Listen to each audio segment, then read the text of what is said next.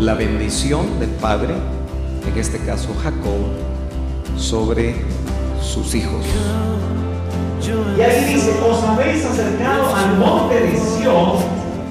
Le ponían la mano a uno en el vientre y empezaba uno a hablar en lenguas, en otras lenguas, como el Espíritu daba que hablásemos, y sentíamos un calor que corría. Mucho de lo que le fue revelado al apóstol Pablo como perito, arquitecto de la iglesia, fue revelado por Cristo, la cabeza de la iglesia, que a través de este ministerio apostólico del apóstol Pablo nos revela todo lo que es necesario y menester conocer para la edificación o construcción, si usted quiere, de la iglesia. Dice la Escritura, capítulo 8 de Segunda de Corintios, perdón, capítulo 10, verso 8: pues aunque yo me glorié más todavía respecto de nuestra autoridad que el Señor nos dio para edificación y no para destrucción, no me avergonzaré. En esa misma carta, el capítulo 13, llamativamente el apóstol nos vuelve a recordar este pensamiento. Primero lo hizo hace tanto tiempo a los Corintios, capítulo 13 ahora, de la segunda epístola, solo que ahora también, o veamos el verso 10, dice: por esta razón os escribo estas cosas, dice el apóstol, estando ausente, a fin de que cuando esté presente no tenga que usar de severidad según la autoridad que el Señor me dio, para edificación y no para destrucción. Padre, gracias por este tiempo en el cual podemos acercarnos a tu presencia, y especialmente para escuchar ahora tu palabra. Quita, Señor, de las mentes todo prejuicio, todo malestar, todo recelo, toda preocupación, toda enfermedad física o en el alma. Quita todo estorbo, Señor, en las mentes. Permite que los corazones no estén embotados, Señor, y permite que los oídos espirituales, los ojos espirituales, Señor, y los sentidos espirituales estén ejercitados para escuchar tu bendita palabra. Anhelamos con todo nuestro corazón, Señor, no agregar conocimiento a nuestras mentes, sino deseamos, Señor, que tu palabra, como espada de dos filos, pueda llegar hasta la división de nuestra alma y nuestro espíritu y producir el fruto anhelado que tú esperas en nosotros. En el nombre de Jesús, amén y amén. El tema de la autoridad dentro de la iglesia es un tema que no es muy bien recibido por todos. Yo diría que es un tema que marca diferencia y es un tema que nos puede complicar en nuestras almas, porque entiendo que al ser humano le cuesta aceptar la autoridad. Usted no me dejará mentir que como hijo ha tenido problemas con la autoridad, es decir, con sus padres. Tampoco me dejará mentir que como trabajador, más de una ocasión usted ha tenido que enfrentar problemas con sus autoridades, con las personas que están cerca de usted. Más de alguna vez habrá tenido usted que confrontar esas autoridades de buena manera o de mala manera. Los niños tienen problemas con la autoridad en el colegio. No habrían niños y jóvenes expulsados de los colegios si no tuvieran problemas con la autoridad. Y es que tenemos que remontarnos al primer libro de la Biblia y darnos cuenta, hermanos, que el gran problema de Adán, y especialmente o primeramente de Eva, fue un problema con la autoridad. Eva, aunque no tenemos exactamente los versos ahí en la escritura, en el libro del Génesis, debe haber escuchado de parte de su esposo, su cabeza, porque el ser cabeza del hombre de la mujer es por aspecto creativo, no es por pecado, sino que es por un principio de Dios creativo. Adán era cabeza y fue cabeza de Eva porque fue creado primero, así lo dice el apóstol. Adán fue creado primero y luego derivaron de la costilla de Adán a Eva. Así que por principio creativo, la mujer debe sujetarse, debe actuar bajo sujeción del varón. Y el Señor le dijo a Adán, y seguramente se lo recordaba Adán a Eva, que no comiera del árbol de la ciencia del conocimiento del bien y del mal. Eso lo sabemos nosotros. Sin embargo, Eva comió, conocemos la historia, y también Adán comió oyendo a la voz de su mujer, porque así le dijo el Señor: por cuanto oíste a la voz de tu mujer, maldita será la tierra. Y vinieron las consecuencias por el pecado en la tierra. Eso me hace pensar a mí que desde que Adán y Eva confrontaron la autoridad de Dios, porque bajo la autoridad creativa del Señor les fue establecido un mandamiento.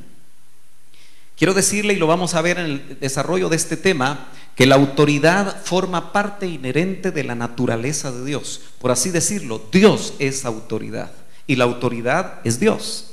De tal manera que lo que vemos entonces en lo que conocemos como ese primer pecado, por lo menos dentro de este ayón que tiene que ver con la humanidad, lo que Eva hizo fue primero confrontar la autoridad de su esposo, que seguramente le recordaba: no debes de comer del árbol del conocimiento de la ciencia del bien y del mal. No sabemos en qué momento, porque la Biblia no habla cronológicamente, Eva empezó a separarse de Adán. Cuidado con las Evas que se separan de sus Adanes. Tenemos nosotros que tener la clara conciencia que cuando Eva empezó a separarse de Adán, porque la Biblia dice que Eva hablaba con este ser, que era un serafín, pero ya un serafín caído. Incluso si somos nosotros un poquito más agudos, tenemos que pensar que este ser que hablaba con Eva y que estaba en el huerto, y que por cierto era una serpiente, no como las que conocemos, sino que era una serpiente que estaba erguida, y debe haber sido una serpiente muy especial, muy hermosa. Era un ser que tenemos que pensar que todo lo que salió de las manos de Dios salió bueno, y no entendemos, no sabemos exactamente cuánto tiempo este ser estuvo de parte de Dios. Lo que no supo Eva y Adán, descuidando a Eva, no pudo interpretar es que las pláticas llegaron a un momento en el cual quizá Eva no logró discernir. De hecho, no logró discernir porque la Biblia dice que fue engañada. Interpretando el apóstol Pablo, dice que la mujer fue engañada, sus sentidos fueron engañados, y Pablo teme que la iglesia también, como Eva, sea de la misma forma engañada. Así que no se dio cuenta cuando este ser ya no era de parte de Dios. Entonces, lo primero que hizo Eva fue insujetarse a Adán, y lo segundo fue insujetarse a Dios, porque Dios había dicho que no comieran del árbol. Lo mismo le pasó a Adán, que note usted que el ser cabeza hizo que cuando Eva pecó no vino inmediatamente consecuencias en la tierra, porque Dios hacía responsable a Adán de los actos de su esposa. Si nosotros queremos entender ese nivel de autoridad en los hogares, Dios va a ser responsable a los varones de muchos de los actos de sus esposas, porque son cabezas. Ellos tienen que discernir, ellos tienen que cuidar, ellos tienen que adelantarse, ellos tienen que proteger tantas cosas que son parte de lo que es realmente el ser cabeza. Cuando Adán peca, cuando Adán desobedece la autoridad de Dios, porque hasta aquí tengo que recordarle a usted que la obediencia es la única respuesta que nosotros podemos dar ante la autoridad. No se permite dentro del concepto de Dios que la autoridad sea desobedecida. Y obviamente tenemos que ver que el ministerio apostólico de Pablo nos recuerda en ese verso que acabamos de leer, y que, como les digo, el tema es complejo. Se recuerda que antes que Eva y antes que Adán hubo un personaje del cual nos habla Ezequiel 28 e Isaías 14. Ese personaje fue creado con tamboriles, dice, sus vestiduras eran de piedras preciosas.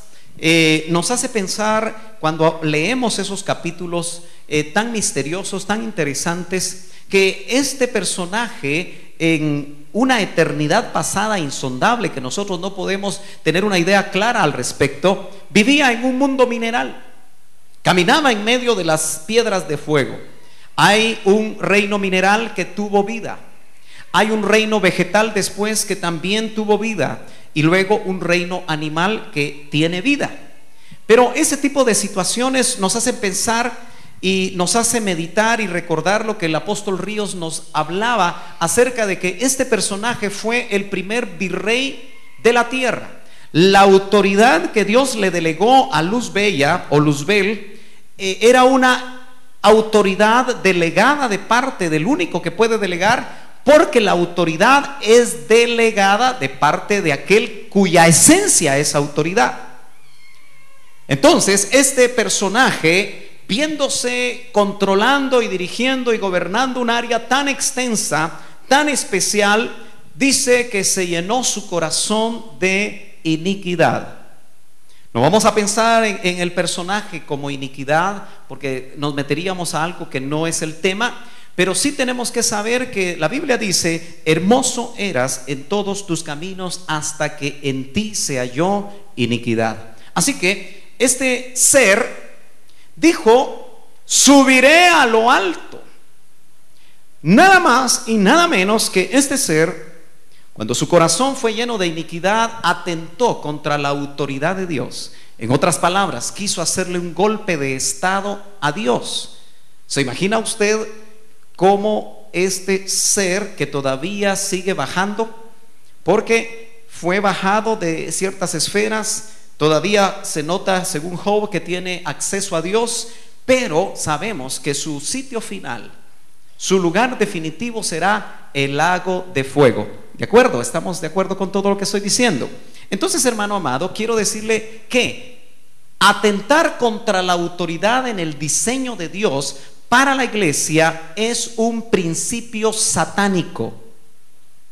Antes que Eva, antes que Adán atentaran contra la autoridad, contra el mandamiento que se había establecido de parte de la autoridad que es Dios, Luzbel lo hizo de una manera más catastrófica, y los resultados fueron provocar el primer juicio y el primer diluvio sobre la tierra. Así que, hermanos, este tema de la autoridad es un tema difícil de explicar, difícil de transmitir, difícil de digerir, porque nosotros, por así decirlo, traemos un gen de rebeldía. Si nuestros padres, si el tronco de la raza humana fue dañado a través de la rebeldía en contra de la autoridad, cada uno de nosotros, desde que venimos a la tierra, traemos ese gen. Por eso es que el mundo, mientras más caótico se vuelve, usted puede darse cuenta que en el fondo siempre hay un atentar a la autoridad. De tal manera que cuando vemos el diseño de Dios para la iglesia, una de las cosas que tenemos que rescatar dentro de ese diseño como algo muy importante, casi me atrevería a decir que la iglesia no puede ser edificada sin autoridad. Ahora, como hay tantos desmanes y hay tantos ejercicios inadecuados de la autoridad, me gusta saber, hermano, que la Biblia y las ayudas que hoy podemos encontrar nos definen lo que es la autoridad. Es una palabra en griego, por lo menos en el Nuevo Testamento, que es exousia. No me interesa que usted la recuerde, si usted la quiere apuntar, la apunta. Pero cuando uno trata de traducir, y los que nos han ayudado antes y han estudiado el original, dicen que exousia denota libertad de acción. Cada vez que en el Nuevo Testamento aparece la palabra exousia, está hablando o se traduce en nuestras Biblias como autoridad, pero el concepto ampliado que nos traslada a nosotros es que denota libertad de acción. En otras palabras, el que tiene autoridad en su naturaleza misma es Dios, y Él tiene libertad de acción. Pero Dios transmite, la mejor palabra es delega su autoridad para edificar la iglesia. Otra de las cosas interesantes es que la autoridad da un derecho para actuar. Obviamente, cuando se usa acerca de Dios, el concepto es totalmente absoluto. La libertad de acción y la libertad y el derecho de actuar de parte de Dios por su autoridad es totalmente ilimitado. Acuérdese que Él es Dios y es Señor por creación. y de tal forma que su autoridad bajo ningún momento puede ser hecha a un lado. Pero esta palabra exousia nos da a nosotros, o tiene que ver con el sentido de capacidad que nosotros, al ser delegados con autoridad, tenemos para hacer algo dentro del contexto de la iglesia que el Señor ha delegado. De tal manera entonces que la iglesia, insisto, no se puede edificar, no se puede construir en el edificio de Dios, no se puede llevar a cabo si no hay autoridad. Ahora, es llamativo, hermano, que no solamente tenemos eso adentro de nuestro corazón que nos hace realmente atentar muchas veces contra la autoridad. Al leer este tema y al compartir y al meditar sobre estos pasajes, yo mismo me ponía delante del Señor y preguntaba si en algún momento yo no he afectado la autoridad. Y definitivamente todos vamos a encontrar que en algún momento de nuestra vida, de nuestro ministerio, hacemos un atentado a la autoridad. Cuando le damos a un joven un vehículo y se le da una licencia, desde el momento en el que un padre de familia le da una licencia chafa, como dicen los jóvenes, ese padre de familia ha estado atentando contra la autoridad de un país, contra las leyes civiles de un país. Cuando usted le dice a su hijo, subite, bueno, usted no, ¿verdad? Pero algún padre de familia, no tengo para, ahora ¿cuánto vale el bus?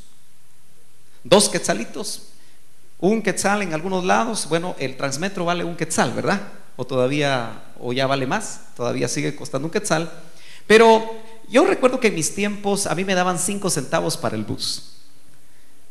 Y recuerdo que tenía que caminar unos 2 kilómetros a 3 kilómetros desde el instituto donde estudiaba, ya mis básicos, y cuando tenía hambre, porque solo me daban 5 centavos para el bus, de ahí de la 1 de julio para la Santa Marta, recuerdo que yo decía con un amigo, mira, mejor pasemos a comprar tostadas a una tienda que estaba a la mitad del camino. Muy ricas las tostadas, todavía me recuerdo que eran 2 tostadas por 5 centavos. Y nos íbamos caminando y platicando todo el recorrido, pero en algunas ocasiones faltamos a la autoridad y nos colamos en el bus. Y algunos padres le dicen a los hijos, bueno, haz esto y haz aquello, que no te vean. Muchas veces nosotros de una manera inadecuada enseñamos a nuestros hijos a faltar a la autoridad. Entonces, esto es un problema serio que nos puede limitar no solamente en nuestra vida, sino que en muchas de las cosas que el Señor quiere usarnos a nosotros dentro del contexto de la iglesia.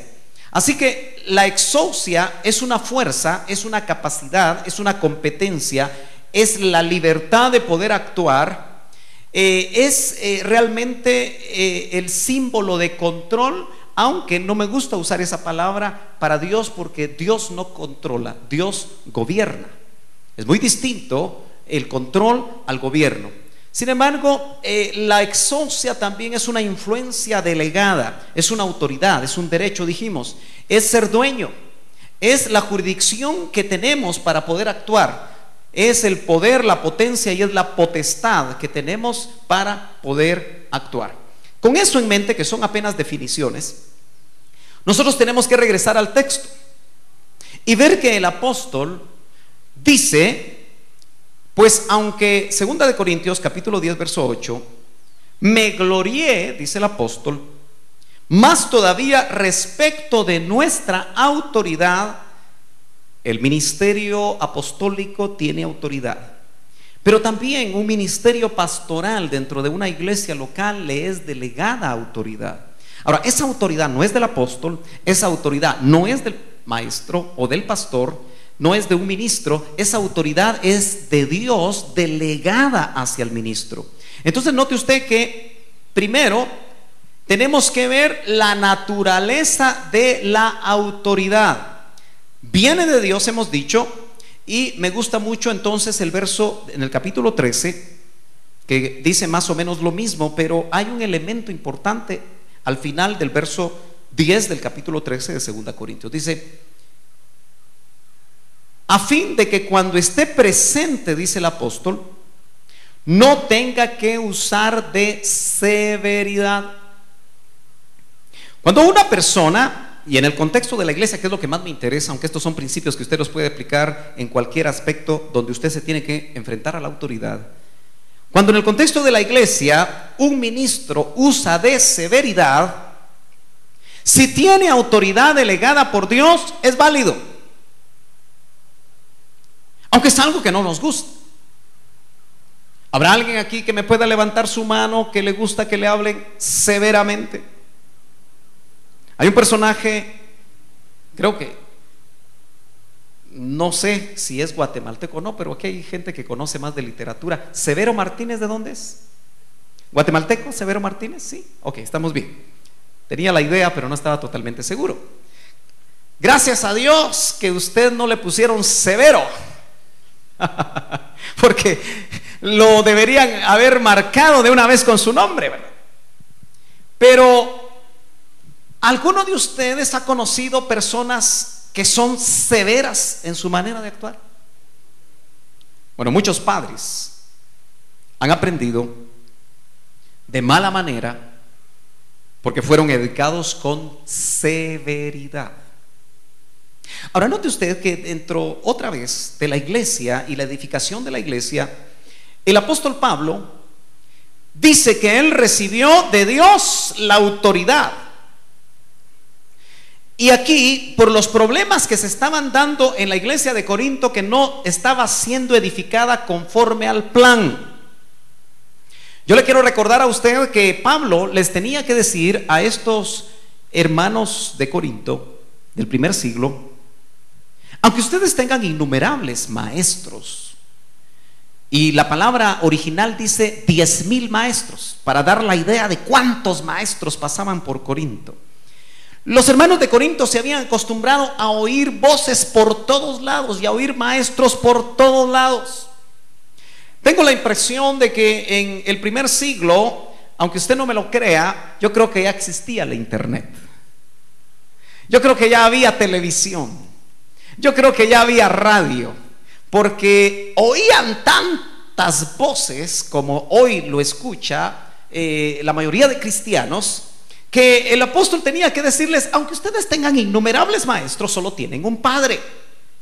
Y en el contexto de la paternidad, que ya lo hablamos también dentro del diseño de Dios para la iglesia, y dijimos que todos necesitamos a un padre, necesitamos un padre espiritual, necesitamos un discipulador, necesitamos a quien entregarle cuentas.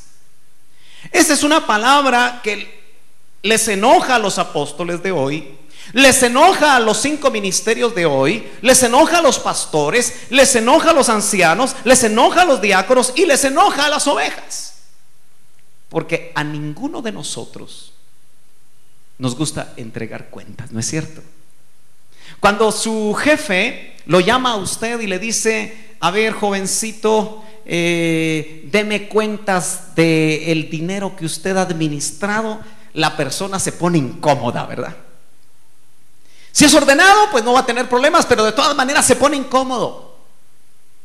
Cuando el apóstol estaba llamando a cuentas a la iglesia de Corinto, porque sus innumerables maestros, los innumerables ministros que habían pasado por ahí, le había dejado cada uno su parte de su diseño, y era un rompecabezas la iglesia de Corinto. Aunque tenía muchos dones, había faltas en la moral. Todos se hacían los desentendidos de la falta enorme de moral que había dentro de la iglesia, y habían serios problemas, había desorden. Por eso Pablo dice: a fin de que cuando esté presente no tenga que usar de severidad según la autoridad, y aquí viene la naturaleza de la autoridad, que el Señor me dio. Ahora, note usted que aquí ya no utiliza la palabra Dios. La mayoría de nosotros creemos en Dios, ¿verdad? ¿Sí? ¿Cree usted en Dios? Creemos en su Hijo Jesucristo y creemos que el Espíritu Santo es Dios. No hay ningún problema con la palabra Dios. Sin embargo, el apóstol aquí ahora dice y amplía su concepto al decir curios. Ahora ya no va a usar teos, que es Dios, sino que ahora va a decir: porque la autoridad me la dio el curios. Y eso es Señor.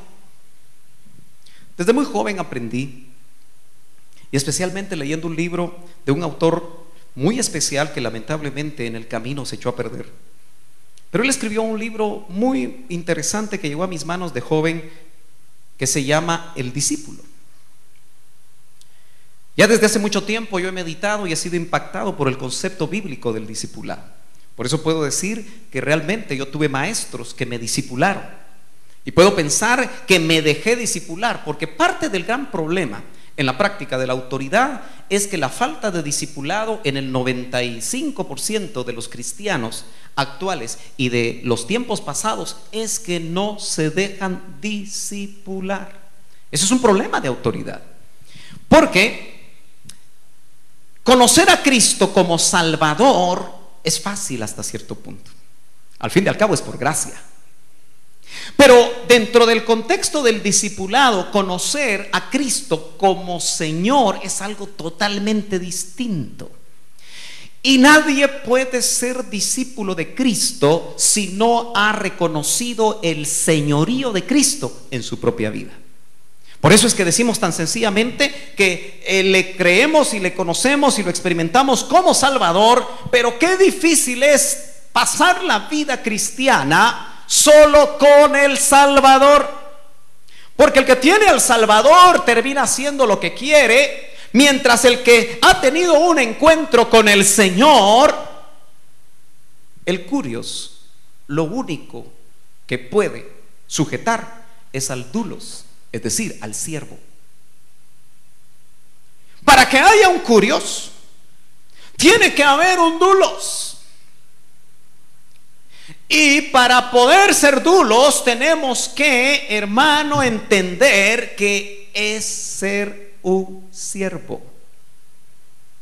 Yo siempre he estado en contra de esas pomposidades. Yo no soy un hombre que me guste ni las pomposidades para mí, ni las pomposidades para nadie. No me gusta. Me pongo inquieto cuando la gente es pomposa, cuando la gente exagera, cuando la gente aquí, cuando la gente allá. No me gusta. Y eso me ha ayudado, creo yo, a mantenerme en mi lugar. Me ha ayudado a saber realmente cuál es mi posición dentro de la iglesia y dentro de mi propia vida personal. Pero, hermanos amados, ser siervo es algo que cuesta realmente experimentar. Yo recuerdo que cuando estaba en La Toledo, muchos recuerdan y muchos hoy nos vuelven a visitar y se vuelven a acercar de y los vi en algunos de ustedes ahí, si no a la mayoría, en La Toledo. Y recuerdo que en una ocasión, porque quiero decirle que La Toledo se formó de casi todo el liderazgo del IMSS Central, y eso era bueno y era malo, porque al ser formado una congregación con demasiados líderes, se daban de cocazos desde el principio, porque el líder busca posición. Y el concepto de liderazgo en la Biblia solo aparece tan solo una vez, bajo el concepto de cabecilla, cuando a Pablo lo creían cabecilla del movimiento que se estaba levantando, pero bajo un concepto negativo. Así que la palabra líder, aunque es utilizada por todos lados, no es bien utilizada dentro de aquellos que sirven en la iglesia. Lo correcto es siervo. Pero hablando de la pomposidad, usted sabe que esta palabra, porque lamentablemente en nuestros idiomas se agarran ciertas cosas que religiosamente se manejan, y en la cultura evangélica ser un siervo es que usted levante el pecho y usted se sienta hasta arriba, porque ahora viene el siervo de Dios. Chananán. Luces, cámara, acción para el gran siervo de Dios. ¿Ha oído usted eso? ¿Le hace sentido lo que le estoy diciendo? Son fanfarrias, humo, luces. Por eso será que un cómico guatemalteco, por cierto, yo diría con un grado de desenfado total, siendo este cómico hijo de un pastor, se pone a hacer en el Teatro Nacional algunos eventos que tal vez usted alguna vez ha ido a reírse, pero hace la imitación de dos ministros guatemaltecos. Y aquellos que fueron alguna vez a verlo me contaron que se vistió este cómico de blanco total. Y como usted sabe que en el Teatro Nacional se eleva el puente que está enfrente, ¿no? ¿Sí? ¿Lo ha visto usted que se eleva? Y entonces este hombre, el puente estaba abajo con su púlpito y sube, y el personaje se llama Don Tremendo. Y utiliza esa frase tratando de imitar a un ministro que le gusta mucho decir: ¡qué tremendo! Entonces, llama la atención cómo los mismos que imitan tratan de capturar el sentido de cómo hoy los siervos de Dios no entienden lo que significa ser un siervo, sino que han tergiversado totalmente ese concepto. ¿Y sabe qué es lo más tremendo? ¿Sabe qué es lo más difícil? Que la mayoría de las diferentes generaciones de cristianos quieren ser como Don Tremendo, porque han entendido equivocadamente que el que delega autoridad y el que tiene la autoridad por naturaleza solo es Dios. Y en el concepto claro de curios, quédese con eso. Hay Señor si hay siervos. No hay Señor en la iglesia si solo hay líderes, porque son aprendices de brujos, en el sentido que se utiliza la frase, que quieren ser igual al que están tratando de imitar. Y acuérdese usted que el siervo por excelencia, el doulos del Padre, se llama Jesús, el cual dejó el ser igual a Dios. No tuvo eso como cosa a que aferrarse, dice, sino se vació del ser igual a Dios. Nosotros jamás, tal vez hasta que estemos con totalmente la mente de Cristo, vamos a lograr entender lo que significó para Dios vaciarse, para Dios el Hijo, para el Verbo, porque nosotros jamás hemos estado en esos niveles, ni estaremos. Y se vació. Y dice Filipenses capítulo 2 que tomó la forma de hombre, pero se hizo siervo. Así que cambiemos los conceptos. Ya no use la palabra siervo para levantar a un hombre. Pablo, cuando decía en el capítulo 1 y verso 1 de Romanos, Pablo, siervo de Jesucristo, era porque era siervo de Jesucristo, porque estaba dispuesto a poner las espaldas para que lo variaran, estaba dispuesto a que lo azotaran 40 azotes menos uno, estaba dispuesto a ser dejado por muerto, estaba dispuesto a hacer no lo que él quería ir a Asia a predicarle a los chinitos. Pero el Espíritu Santo, el Padre, el Hijo, los tres, porque parece que había un anhelo enorme en el corazón de Pablo de ir a Asia, lo tuvieron que parar, pero aceptó la autoridad. ¿Cuántas veces te han querido parar en tu vida cristiana, hermano, hermana, joven, señorita, para que no hagas algo que te va a hacer daño, y atentas contra la autoridad y experimentas las circunstancias difíciles de haberte saltado la autoridad? ¿Cuántas mujeres casadas a las que se les dice 10, 20, 30, 40, 100 veces que deben de sujetarse a sus maridos como al Señor en todo, no lo hacen?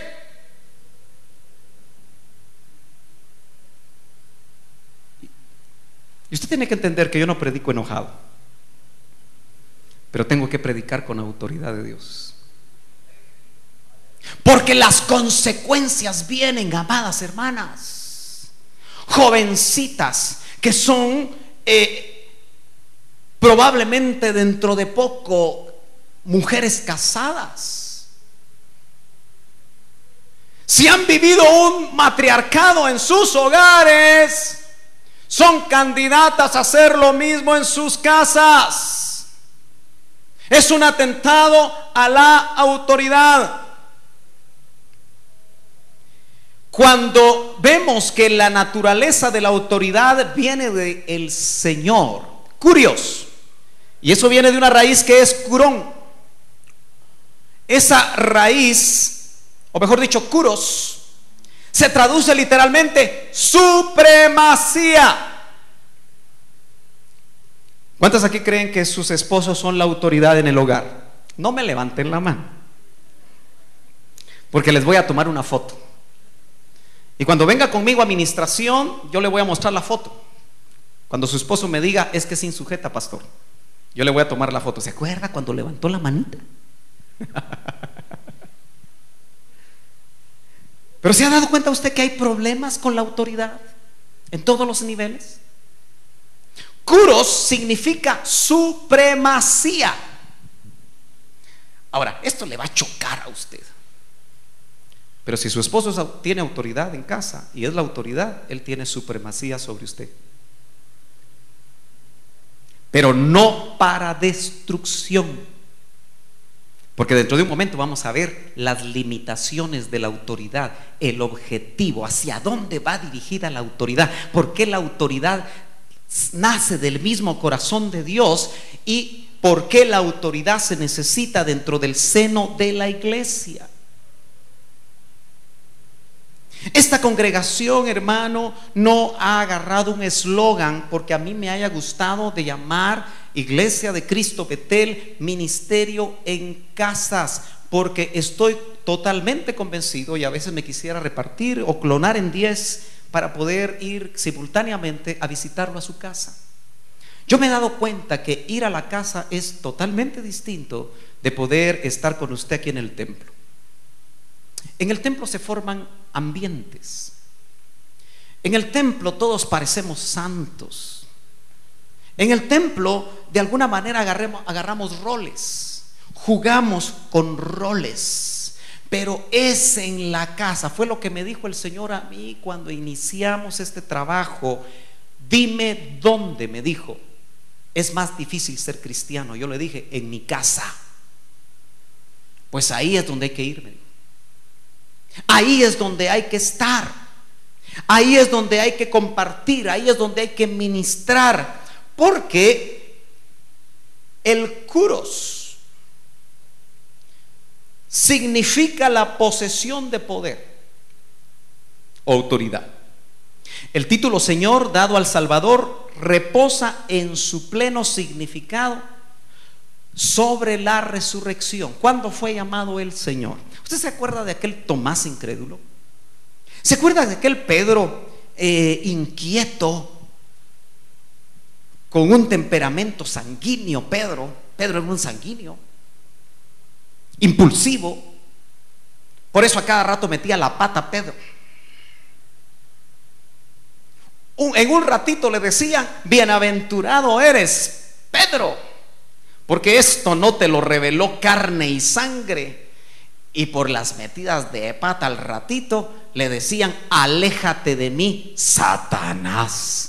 O sea que un ratito lo subía al Señor hasta arriba y se sentía también Pedro que cometía un error, como a veces nos pasa a nosotros, que cuando nos sentimos hasta arriba, usados por Dios y esto y lo otro, nos sentimos tan firmes que dice el que cree estar firme, mire que no caiga. Así que de las alturas del Golán se lo traían al plato al pobre Pedro. Yo quiero pensar, porque mire, nosotros los cristianos almáticos siempre nos sentimos por todo. Pedro, yo me imagino que le costó levantarse de la gritada que le dio el Señor cuando le dijo, aléjate de mí, Satanás.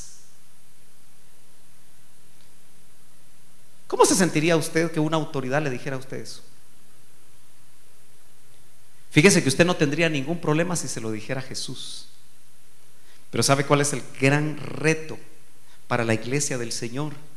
Cuando los que actúan son los delegados. Porque, hermano amado, un ministro, un pastor, un apóstol, un ministro de la iglesia sencillamente es un delegado. Su esposo, hermana amada, es un delegado de parte de Dios en casa. hijos que están aquí, sus padres son delegaciones de Dios si la familia empezó en el corazón de Dios.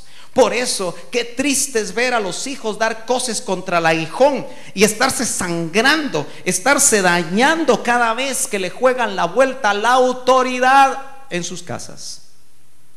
¿Sabe usted que hoy los patojos se vuelven máster en jugarle la vuelta a sus padres? Al fin y al cabo, los hijos terminan haciendo lo que ellos quieren.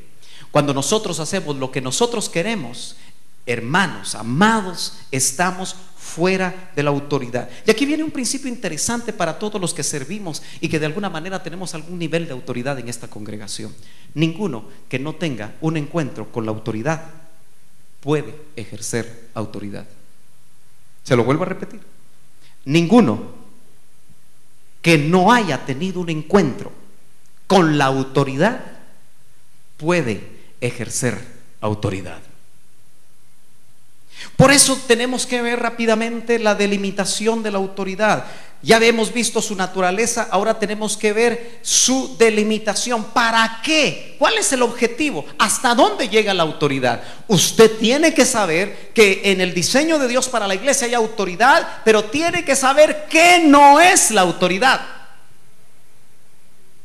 Entonces, veamos que en ambos versículos que leímos, dice que la autoridad que dio el Señor me dio para edificación y no para destrucción.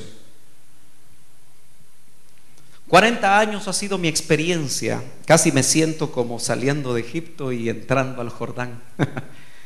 Ha sido mi experiencia en la vida cristiana. Y durante 40 años he visto el problema de la autoridad. Durante 40 años yo mismo he tenido que ser sujeto a la autoridad. Yo recuerdo que muchos de nosotros cercanos al doctor teníamos en nuestro corazón hasta cierto punto un grado enorme de respeto por este ministro, y no venía por su severidad. Fíjese que nosotros hacíamos el chiste entre nosotros, porque ¿cuántos vieron al doctor Ríos levantar la ceja? ¿Se acuerdan? Aquellos que estuvieron cerca de él. O Tito, ¿cuántas veces viste a tu papá levantarte la ceja?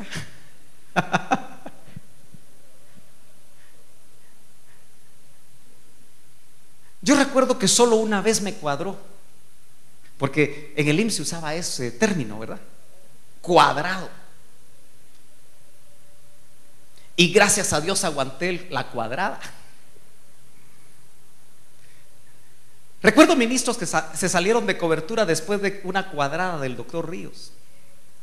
Y es que le voy a decir una cosa: cuando nosotros somos sometidos a la autoridad, somos puestos a prueba como usted no se imagina. Mucha gente pierde el paso por un choque con la autoridad. Muchos pierden el paso cuando se encuentran frente a la autoridad, porque no han meditado en el hecho que uno de los mayores argumentos que el enemigo va a utilizar es el principio de la insujeción, porque él se insujetó primero. Ahora, ¿qué quiere decir que la autoridad dada por Dios a los ministros? ¿Y qué significa que la autoridad nos permita diseñar adecuadamente la iglesia? Tenemos que ir al original otra vez. Esta palabra es una palabra compuesta y es oikodomé, de oikos, casa, edificio, y domé, que habla de techo. Ahora, esta palabra en conjunto llama la atención, que aunque usted no lo crea, oikodomé se puede traducir arquitectura. Y arquitectura tiene que ver con los tres arquitectos que están aquí sentados esta mañana, con diseño. Usted contrata un arquitecto para que le diseñe su casa. Usted contrata a un arquitecto para que le diseñe un edificio. Usted contrata un arquitecto para que los que se especializan en urbanización urbanicen un lugar, un terreno. Usted tiene su terreno y está todo quebrado, tiene unas partes planas. El arquitecto es el indicado para diseñarle las plataformas y diseñarle el proyecto que de alguna manera usted va a necesitar. Así que oikodomé, que se traduce edificación, es el diseño. Así que la autoridad es para la arquitectura de la iglesia. Dicho sea de paso, no me dejarán mentir los que son arquitectos aquí. Una de las grandes características, y yo quise ser arquitecto, le cuento, pero tuve que entender que para ser arquitecto en este país hay que ser muy bueno, porque el pequeño grupo de arquitectos en este país es muy reducido. Los más famosos se llaman 6 arquitectos, hasta un libro tienen, y sospecho que ellos han agarrado los mejores proyectos en Guatemala. Es un círculo muy cerrado, ¿no es cierto? Y me di cuenta que me costaba abstraerme. La abstracción es la capacidad espacial que pueden tener las personas para ver en su cerebro, en su mente, lo que todavía no es una realidad. Eso es diseño, eso es arquitectura, eso es abstracción. Eso es un elemento importante para los arquitectos. Yo he conocido arquitectos que son arquitectos pero no diseñan bien, porque adolecen de esa abstracción. Pero conozco arquitectos que a mano alzada pueden plasmar sus ideas en una manera muy rápida y decirle a uno con garabatos. Los que han leído o han visto algunos libros de arquitectura se dan cuenta que lo primero que se hace son esbozos, ¿no es cierto? El arquitecto tiene mucha capacidad de esbozar. Uno dice, y eso era eso. Por ejemplo, Calatrava, que es uno de los arquitectos famosos ¿vive todavía Calatrava? Creo que sí, ¿verdad? Uno mira el proyecto terminado de Calatrava ahí en España, en algunas cosas que ha hecho y en diferentes partes del mundo, y cuando uno mira a la par el bosquejo o el diseño preliminar, dice, ¿y eso qué es? Porque uno no entiende, pero el arquitecto sí lo entiende, sí lo ve. De tal manera que la autoridad nos permite a nosotros, delegada por Dios, y eso es importante que a estas alturas usted tenga testimonio de que quien le pastorea tiene autoridad de parte de Dios. Porque si usted no tiene eso claro, hermano amado, usted no se va a dejar edificar. Así que la palabra edificación también habla de estructura. Fíjese que es interesante porque el diseño, los arquitectos son preparados en las universidades para hacer los diseños. Y a menos que sean también ingenieros estructurales o tengan buenos, aunque les dan cursos de estructuras, ¿verdad? Pero no todos los arquitectos, yo conozco que la mayoría de los arquitectos en este país, cuando hacen una edificación muy grande o muy difícil o muy complicada, contratan ingenieros estructurales. Así que son los ingenieros estructurales los que a través del conocimiento que tienen hacen la estructura adecuada para mantener sostenido el edificio que el arquitecto diseñó. Así que son profesiones complementarias. Pero oikodomé, la autoridad que recibe un ministro de Dios.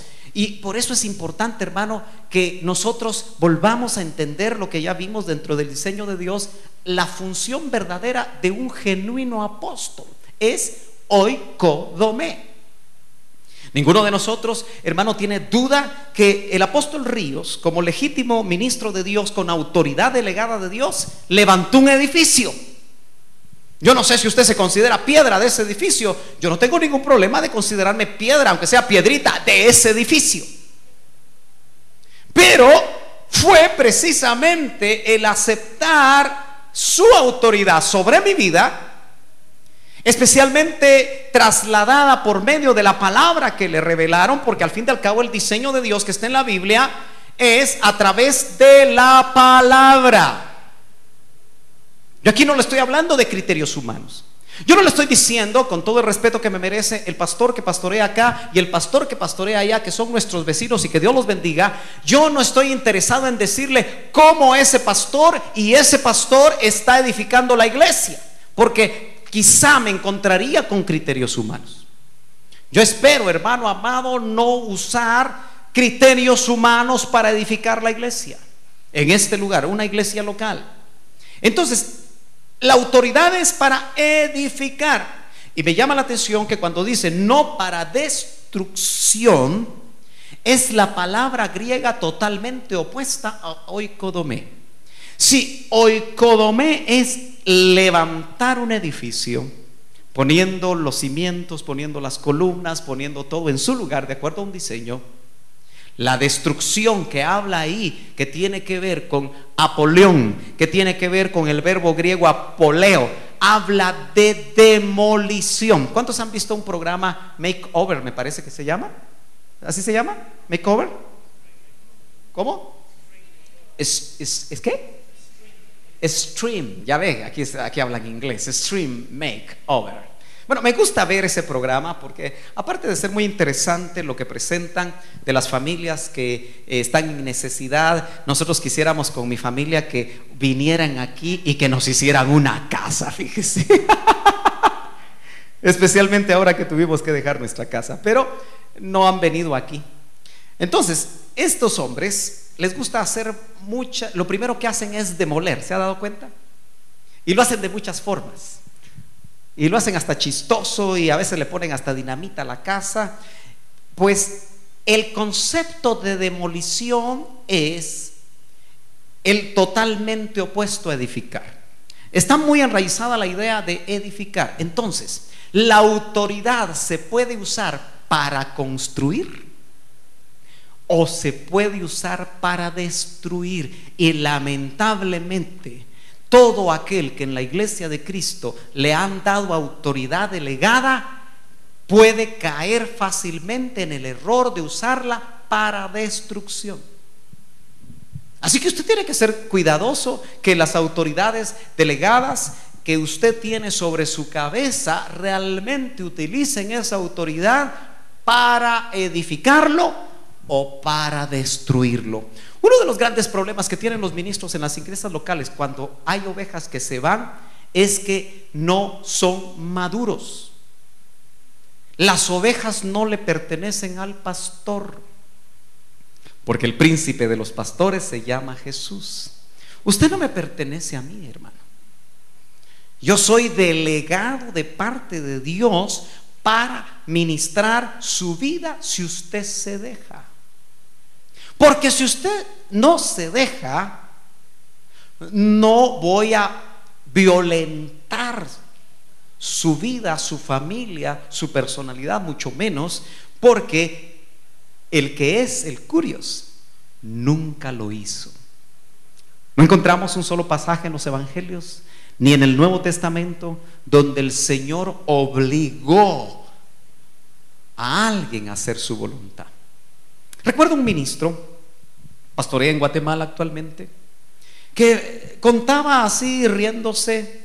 Es un hombre fuerte, grande, tuvo un entrenamiento militar dentro de su carrera, y él contaba que un joven se quería ir de la iglesia y le dijo: no te vas. Y el joven insistía en que se quería ir y él le decía: no te vas. Y como tenía entrenamiento militar, en una ocasión le sacó el aire: no te vas. Y el joven se tuvo que quedar.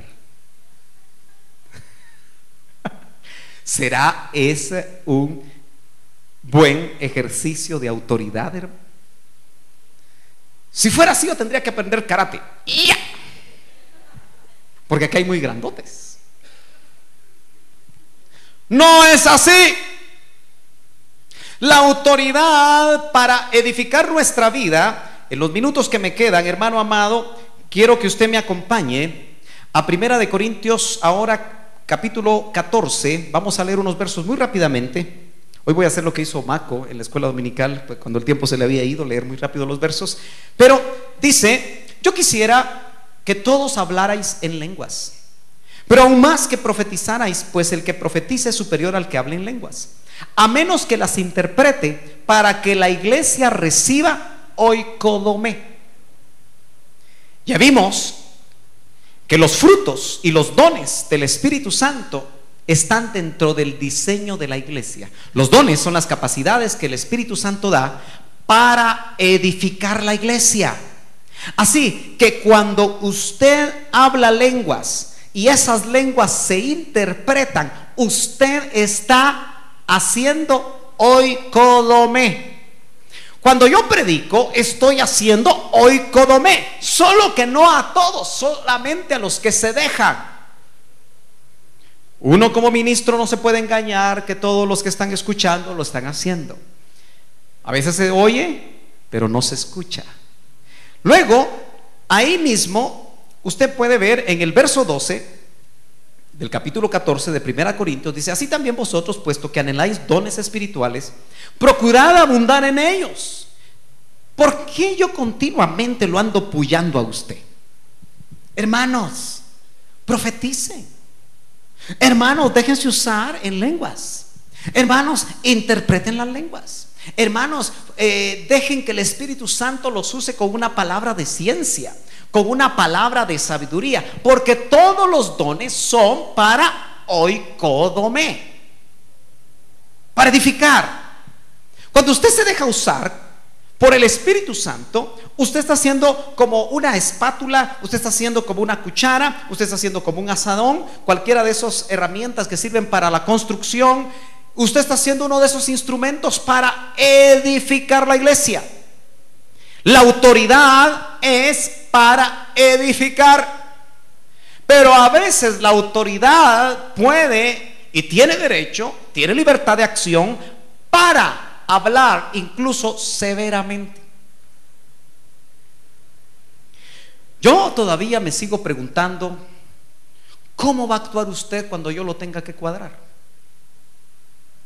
¿Se va a ir de la iglesia? Es lo que hace la mayoría.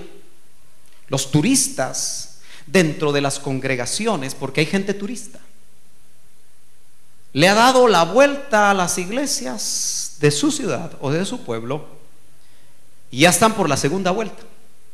Y cuando uno tiene la oportunidad de poder acercarse a esa vida, uno se da cuenta que lo que han tenido es problemas con la autoridad. Un principio que yo creo con todo mi corazón es que cuando usted va a salir de una iglesia, si tiene problemas con la autoridad, arréglelo. Póngase a cuentas. Dígale a la autoridad, busque a la autoridad y dígale: mire, usted me ofendió, usted hizo esto. Yo sé, hermano, que dentro de este trabajo tan difícil, porque es difícil, hermano, porque Pablo, cuando encontraba todos los vericuetos de la administración de Dios para edificar a la iglesia, solo llegaba a una conclusión. Ante esto, decía Pablo, ¿quién es suficiente? Y ese verso yo lo tengo aquí en mi cabecita. Ninguno de nosotros podemos ser suficientes. Si no fuera por la gracia de Dios, si no fuera por el auxilio del Señor, si no fuera porque Él te respalda, no podrías avanzar mucho en el caminar que está tipificado en esas jornadas que a veces nos pueden llevar a Mara, ¿verdad? Decía Marco esta mañana: qué difícil es que un ministro llegue a las aguas de Mara. Moisés no pudo entrar a la tierra prometida porque el pueblo lo amargó.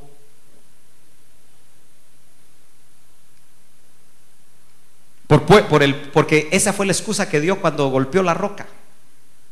Es que este pueblo que me diste. Y una de las cosas que yo he anhelado con todo mi corazón es no golpear la roca por el pueblo, sino por el contrario, siempre botar los árboles que endulzan las aguas de Mara. Entonces, hermano amado, usted tiene que darse cuenta. Y si me acompaña rápidamente a Efesios capítulo 4 y verso 12, ese pasaje lo debe saber usted de memoria. Pero los 5 ministerios están para oikodomé. Dice: y Él dio a algunos el ser apóstoles, a otros profetas, a otros evangelistas, a otros pastores y maestros, a fin de capacitar a los santos para la obra del ministerio, para la edificación.